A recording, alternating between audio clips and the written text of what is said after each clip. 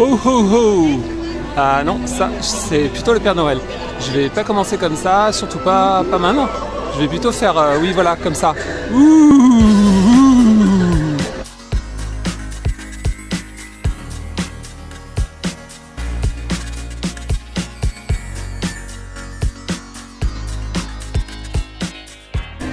Eh bien, salut à tous, on se retrouve devant le City Hall pour le lancement d'une nouvelle série de vlogs, une série qui va avoir pour thème, comme vous avez pu vous en douter avec l'intro, Halloween. Aujourd'hui, donc, je me trouve à Disneyland Paris pour 2 jours, avec une nuit dans un hôtel Disney dont je vous laisse la surprise, afin de vous faire découvrir et partager les célébrations que Disneyland Paris a mis en place pour la période d'Halloween, voilà, qui seront en cohabitation, si je puis dire, avec le 30e anniversaire. Et là tout de suite on peut voir cette magnifique voiture décorée de guirlandes de feuilles automnales. Donc au programme la cavalcade d'Halloween, le pré-show avant Disney Live, Disney Illumination, des snacks et plein de belles surprises. Malheureusement, il y a certaines choses, je risque de ne pas pouvoir vous les faire découvrir parce que pour une raison un peu obscure, Disneyland Paris a décidé de privilégier plutôt le week-end. Donc les week-ends, on a la quasi-totalité de toutes les festivités d'Halloween, alors qu'en semaine, ce sont des versions un peu plus light. Donc c'est un peu dommage, mais je vais devoir faire avec. Notamment, j'ai bien peur que le Victoria Home Restaurant, là où il y a les pâtisseries thématiques, un peu comme ils avaient fait pour la célébration des princesses ou même les 30e anniversaire. Donc là, ce sont des pâtisseries thématisées Halloween. J'ai peur qu'aujourd'hui ce soit fermé. Enfin bon, ça va être un vlog plein de surprises, bonnes ou moins bonnes, mais ça, je vous laisse le découvrir. On se retrouve au niveau du Disneyland Hotel pour se diriger vers les consignes. Parce qu'avec mon petit sac, j'ai pas envie de me le trimballer toute la journée. Donc le Disneyland Hotel, comme vous le savez peut-être ou pas, est toujours en rénovation. Certaines informations circulent comme quoi il devrait rouvrir vers 2024, à voir. Donc je vous le rappelle, les consignes quand vous êtes face au Disneyland Hotel, elles sont complètement sur la droite, juste là. Donc là, moi, mon petit sac devrait me coûter à peu près 8 € je crois. Les prix ont un peu augmenté, voilà. Et durant la journée, vous pouvez revenir chercher des affaires et remettre des choses. Donc c'est très pratique. Donc comme on est en début de journée, pas mal de gens. Et puis ensuite, l'entrée se fera de ce côté-là.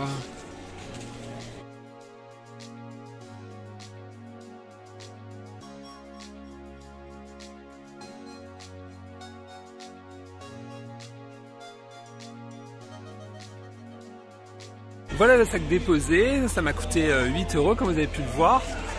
Vous pouvez également déposer vraiment sur cintre un vêtement léger, comme vous avez vu ça coûte 2 €, donc c'est vraiment intéressant. Même si encore une fois je regrette le système japonais qui est un système de consigne plus libre. Voilà, comme dans des gares. Donc moi je sais que quand j'avais été à Tokyo, j'avais vraiment apprécié. On n'avait pas la queue. Et donc tout de suite, direction le parc. Alors Halloween oblige, les couleurs de la gare de Main Street ont été légèrement modifiées, comme l'arrivée aussi de ces citrouilles, très jolies. Les médaillons aussi ont légèrement été modifiés, comme vous voyez. Maintenant les personnages sont sur des fonds orangés, et on a ces superbes citrouilles qui ont pris la place de certaines des décorations. C'était les petites tourettes, si on peut appeler ça comme ça, qui virevoltaient. Donc là, elles ont été remplacées par ces citrouilles, très jolies.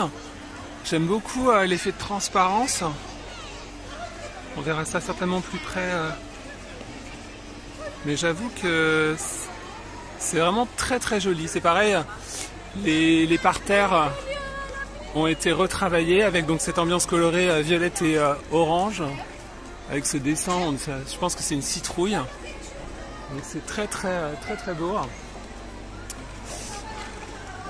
Et tout de suite on va se diriger vers Town Square.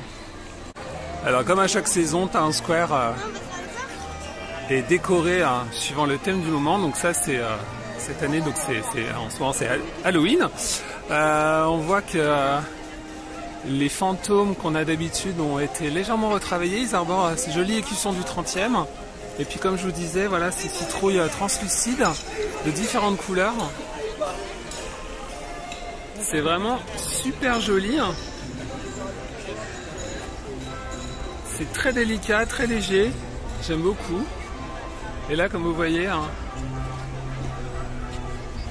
les fantômes arborent un costume plus bleu, on va dire, avec donc l'écusson avec le logo du 30e. C'est plutôt bien vu, ce upcycling, si on peut dire, des décorations qui sont réutilisées quand même depuis pas mal d'années. On va aller voir les autres. Celui-là qui joue au tennis avec son polo rayé, c'est très joli. Les citrouilles. L'ambiance musicale aussi a fait son retour avec ce mix de cris de fantômes assez spooky.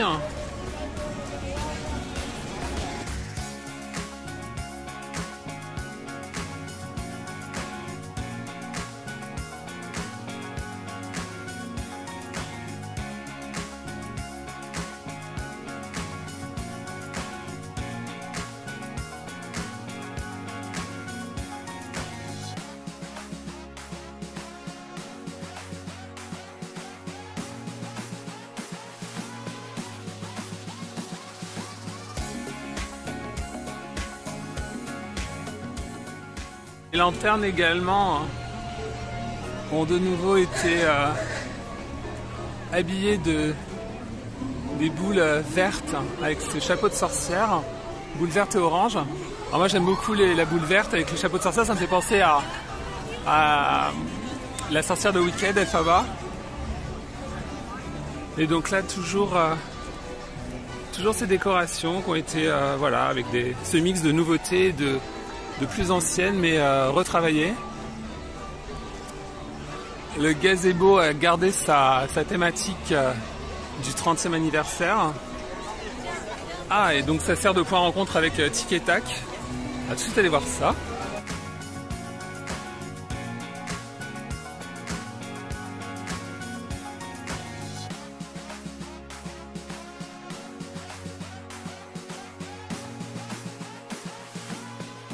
J'aime beaucoup les parterres, ils sont bien riches.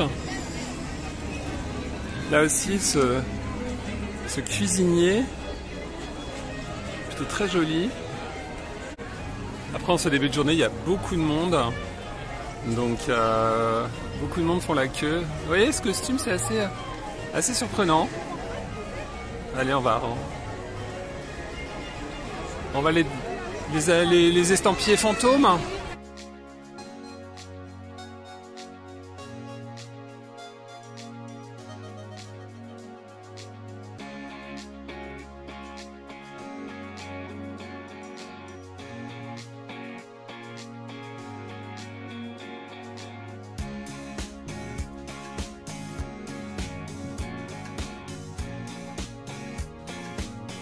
Comme à l'accoutumée, tous les bâtiments de Main Street ont été aussi décorés de citrouilles, de guirlandes aux couleurs automnales. C'est très joli. Là, on a de nouveau le trio de fantômes mélomanes qui, encore une fois, ont été repeints. Mais c'est plutôt bien fait. Et puis voilà, donc les lampadaires habillés aussi aux couleurs d'Halloween. Les véhicules également décorés avec ces jolies guirlandes. On va continuer à déambuler, à découvrir les décorations sur Main Street maintenant, qui je pense va ressembler à Main Street d'Halloween comme on le connaît depuis pas mal d'années, mais qui est toujours très joli, voilà, avec ces guirlandes qui sont suspendus à travers la route, la rue.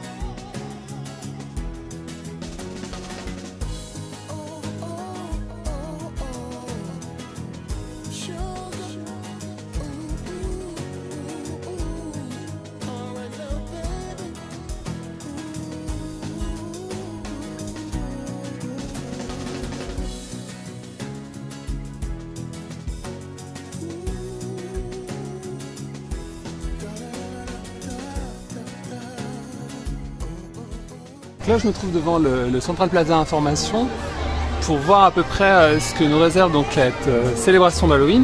Donc, ça vient de changer. Donc, la célébration, la cavalcade d'Halloween, donc la parade spécifique d'Halloween, en semaine n'a lieu qu'une fois. Donc, c'est bien dommage, à 13h50. Ensuite, on a, là, on a les temps d'attente pour les attractions. Il y a quand même 210 minutes pour le pavillon des princesses.